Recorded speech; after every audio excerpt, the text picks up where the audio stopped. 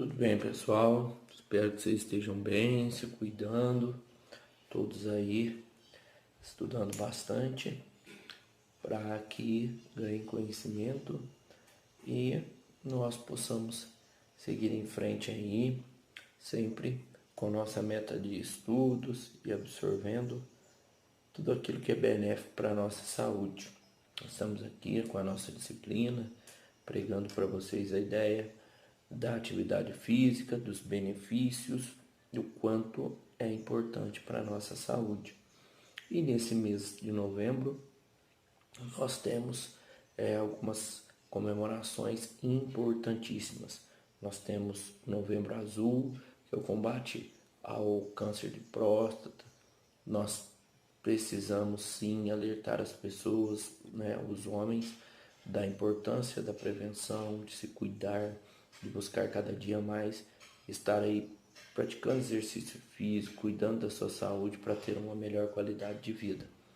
E também temos no dia 14 de novembro a comemoração aí do Dia Internacional do Combate ao Diabetes. E para quem não sabe, o diabetes ele é uma doença que atinge hoje aí milhões de pessoas e que o diabetes vai diminuindo a qualidade de vida das pessoas se não for cuidado. Então é muito importante cuidarmos do diabetes. Existem dois tipos de diabetes, tipo 1 e o tipo 2. Qual a diferença? O tipo 2 é aquele onde o nosso pâncreas produz insulina, mas a insulina não é o suficiente para combater a glicemia ingerida.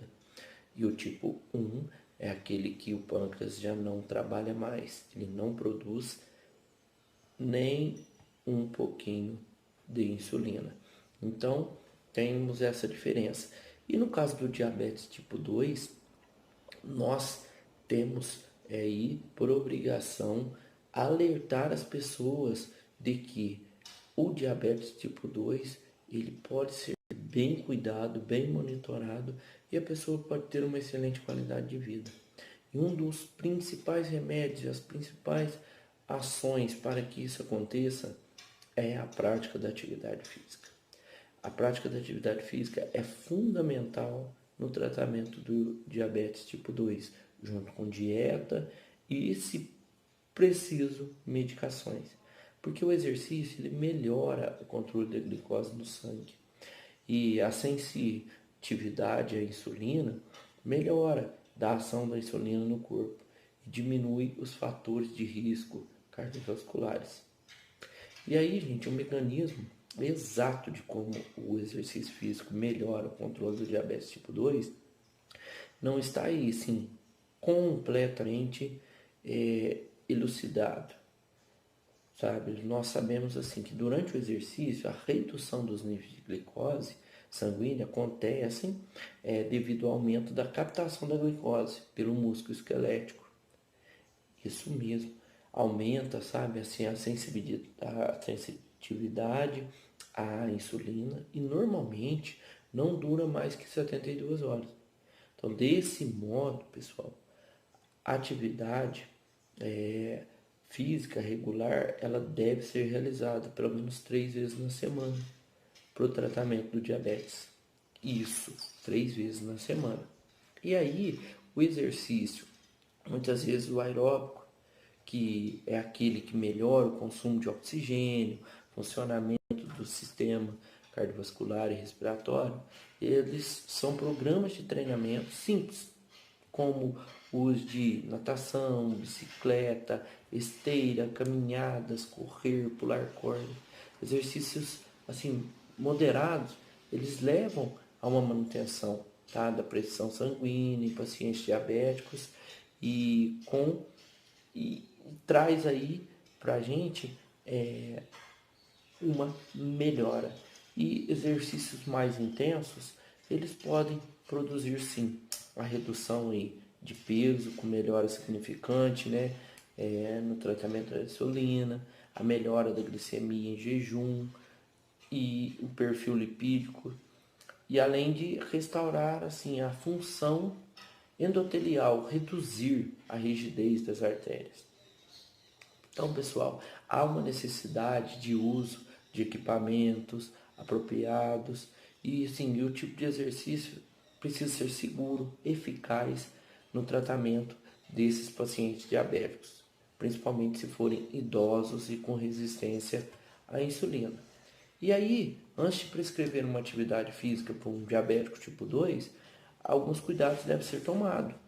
Embora o exercício seja efetivo para os pacientes, há risco de morte súbita, né, em pacientes diabéticos que tenham doenças cardíaca coronária. Então, precisamos muito observar cada paciente diabético, tá certo? E aí, desse modo, recomendar para eles que sejam feitas avaliações cardiológicas para tipo isquemia, né, miocárdica, neuropatia autonômica, cardíaca, e precisamos saber se tudo isso não faz parte da vida dele para assim ter a prescrição dos exercícios. E eu acredito que todos os profissionais aí que atendem, né, pacientes diabéticos tipo 2 devem informá-los dos benefícios da atividade física e motivá-los a desempenhar tanto exercícios aeróbicos e exercícios de resistência adequados para a condição de cada paciente, tá certo? E como nós temos aí então essa data de comemoração no mês de novembro, eu vou passar um vídeo para vocês com a professora Lilian do Unifeg, onde eu, juntamente com ela e o professor Altran, nós temos aí, o professor Tiago, o intuito de um programa que se chama Viva Saúde, voltado para diabéticos e melhorar sua qualidade de vida. E ela vai explicar um pouquinho para vocês sobre esse diabetes, tá? Ela que é coordenadora do curso de enfermagem, traz para vocês pouco mais sobre diabetes. Deixo vocês com a professora Lilian e já volto para ver se vocês vão absorver bem as informações. As pessoas com diabetes, e vim falar hoje com vocês, profissionais de saúde, em especial os enfermeiros, a respeito do pé diabético. Essa é uma complicação devastadora e onerosa do diabetes. E falar sobre isso nesse mês de novembro é oportuno, porque o dia 14 de novembro é considerado o Dia Mundial do Diabetes. Então falaremos aqui sobre como identificar características clínicas da neuropatia e da vasculopatia, porque esses são os dois principais fatores etiopatogênicos envolvidos nessa síndrome, a síndrome do pé diabético. Bem, o que seria a neuropatia? Sendo que ela é considerada pela literatura o fator determinante para essa condição. A neuropatia é o acometimento, ou seja, a degeneração das fibras nervosas, sejam as fibras motoras, sensitivas ou autonômicas dos nervos periféricos, especialmente dos membros inferiores. Então, com isso, vai acontecer uma série de alterações nos pés das pessoas com diabetes. Essas alterações, elas vão, junto com o descontrole glicêmico, propiciar o aparecimento de lesões pré-ulcerativas e, por fim, da úlcera propriamente dita, ou seja, da ferida. E essa ferida, se não bem tratada, ela poderá infectar, gangrenar e levar à necessidade de amputação. Então, num próximo vídeo, nós discutiremos aqui sobre como fazer a avaliação dos pés das pessoas com diabetes, quais são as etapas dessa avaliação para que nós possamos prevenir essa terrível condição. Recentemente, a Federação Internacional de Diabetes divulgou um dado assustador. A cada 30 segundos, no mundo todo, uma pessoa com diabetes sofre uma amputação por conta da doença. Então, é por isso a necessidade de falarmos muito a respeito desse assunto. Para começar, então, vamos falar a respeito da neuropatia. Aqui eu trago para vocês alguns modelos, né, de alterações do pé diabético decorrentes da neuropatia. Tá? Quando se trata, por exemplo, do acometimento das fibras motoras, o que vai acontecer? Vai acontecer as deformidades. Então, para termos uma ideia, na região dorsal do pé, nós temos os tendões extensores. e na região plantar os tendões flexores. Com a denervação, ou seja, com o comprometimento das fibras motoras, nós teremos então uma flexão dos tendões extensores e uma hiperextensão dos tendões flexores. O que isso vai ocasionar? Isso vai ocasionar, como a gente pode perceber nesse modelo anatômico, isso vai ocasionar os dedos em garra, os dedos em martelo, a proeminência da cabeça do primeiro metatarso, que é popularmente conhecido como joanete, atrofia do coxim adiposo, aqui na região plantar, e é isso que vai predispor o indivíduo a desenvolver as lesões pré-ulcerativas e até mesmo a úlcera propriamente dita. O que seriam as lesões pré-ulcerativas? São as bolhas, escoriações, calosidades, calos, fissuras e rachaduras. Na realidade, as fissuras e as rachaduras são acometidas, são decorrentes, na realidade, do acometimento das fibras autonômicas, como falaremos daqui a pouco.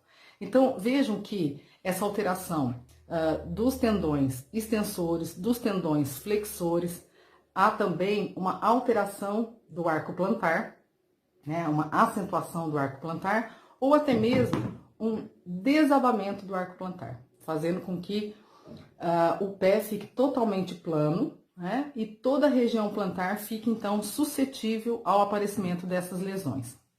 Aqui, por conta dos dedos em garra ou em martelo, associado ao uso de um calçado inadequado, tanto na região plantar quanto na região dorsal dos dedos, haverá, por conta do atrito com o calçado, a possibilidade do surgimento de lesões.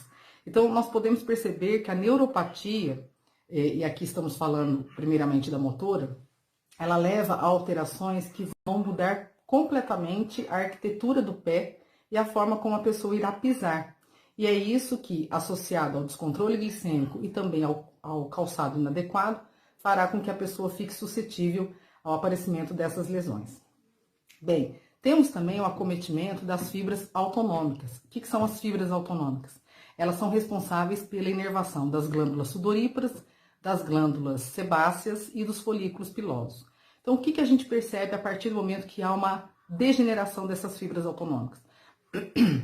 Nós percebemos nos pés das pessoas com diabetes que há um ressecamento intenso da pele por denervação das glândulas sudoríparas e sebáceas, há uma rarefação dos pelos e há também possíveis alterações nas unhas, alterações de crescimento, alterações de coloração e de espessura. Mas principalmente nós observamos um ressecamento intenso, podemos observar também rachaduras e fissuras na pele e principalmente a rede venosa, ela fica bastante dilatada, né? Por conta da denervação autonômica, há uma vasodilatação venosa, fazendo até com que a coloração da pele do pé fique um pouco mais rosada e a temperatura do pé parece um pouco mais quente do que do membro inferior, né? Da perna, por exemplo. Então, essas são características que nós, profissionais da saúde, devemos observar. Um outro dado importante, revelado pela literatura nacional, é que pessoas com 10 anos de doença ou mais nunca tiveram os pés avaliados por profissionais de saúde. Então, isso também é bastante preocupante. E é por isso que eu estou gravando esses vídeos. Nós veremos no próximo como fazer a avaliação. Tá? Então, falamos da neuropatia motora, da neuropatia autonômica e falaremos agora da neuropatia sensitiva, ou seja, o acometimento das fibras sensitivas. Nesse caso, a maior parte das pessoas desenvolve uma neuropatia sensitiva silenciosa. O que isso significa? A pessoa perde a sensibilidade protetora dos pés, o que faz com que ela fique mais suscetível ao aparecimento das lesões, né? Somado a essas deformidades que são ocasionadas pela neuropatia motora. E o que vai acontecer? No caso do comprometimento da neuropatia sensitiva, das fibras sensitivas, como eu estava dizendo, a maior parte das pessoas tem um quadro silencioso, né? Ou seja, elas perdem a sensibilidade. Então, muitas vezes um corpo estranho dentro do calçado não será percebido, não causará incômodo, e isso poderá fazer com que a pessoa, né, a partir do momento que ela tiver o atrito com esse corpo estranho durante todo o dia, ela andando com aquele calçado o dia todo, isso vai levar ao aparecimento das lesões. É importante, então, destacar que as pessoas com diabetes devem olhar os calçados antes de calçá-los, olhar sempre a planta, a região plantar dos pés, para investigar alguma possível alteração. A neuropatia sensitiva, ela, como eu disse, ela pode ser silenciosa na maioria dos casos, mas muitos pacientes no início podem ter sensações estranhas, como formigamento, sensação de pontadas, agulhadas, e até mesmo o toque dos lençóis pode incomodar. Mas a maioria não sente absolutamente nada.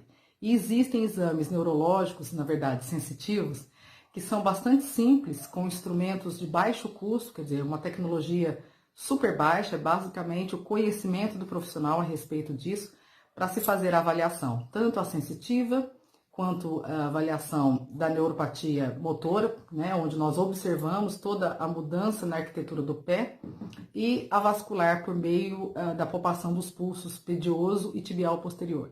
Então, o exame dos pés, ele é um exame simples, rápido, e que pode evitar aí o aparecimento das úlceras, que são a principal manifestação clínica do pé diabético, muitas vezes sendo a primeira manifestação clínica, e que, se não bem conduzida, levará à amputação. Então, no próximo vídeo, não percam, falaremos especificamente sobre cada uma das etapas do exame dos pés e calçados.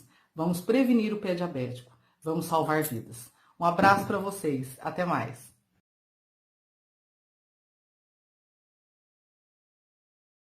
E aí, pessoal, tudo certo? Viram só? Muitas informações, né, legais. E se você tem aí parentes em casa, conhecidos, colegas, pais, avós, tios que tenham diabetes, oriente-os, mostre para eles a melhor opção, o melhor caminho, como se tratar, como se cuidar para ter melhor qualidade de vida. Espero que vocês pensem nisso, se cuidem também, pratiquem bastante atividade física para ficarem longe desse vilão chamado diabetes. Tomem cuidado nas dietas, na sua alimentação e vamos lá, dizer não, né, para qualquer tipo de doença e dizer sim à vida, sim ao esporte e sim à qualidade de vida. Praticar esporte é viver bem. Um abraço, fiquem com Deus. Até a próxima e se cuidem, hein, pessoal. E vamos lá, espalhar notícias boas de prevenção de qualidade de vida por onde nós passarmos. Conto com vocês. Um abraço. Até mais.